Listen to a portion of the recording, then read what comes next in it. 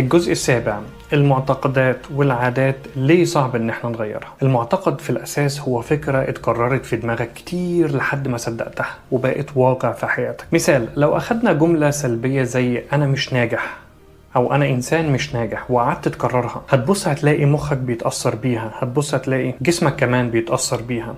ودي من الحاجات اللي دايما بنقولها قدام طفلك: اوعى تكلمه بسلبية، اوعى تقول له انت مش ناجح، اوعى تقول له انت مثلا فاشل، اوعى تقول له انت مش عارف تذاكر، اوعى تقول له لا. دايما قول له دلوقتي مش ممكن لكن هتقدر تعملها. عشان كده مجرد ان انت تقول لنفسك انا انسان ناجح ده مش كفاية، لازم يكون في نية واضحة ولازم يكون في احساس داخلي قوي. التغيير الحقيقي بيحصل لما قرارك يكون اقوى من ماضيك، وهي دي اللحظة اللي بتقول لنفسك خلاص انا مش هرجع للماضي ده تاني او مش هرجع للطاقة السلبية دي تاني. القرار ده لازم يكون مشحون بطاقة ايجابية كبيرة عشان تقدر تكسر العادات وتعيد برمجة نفسك.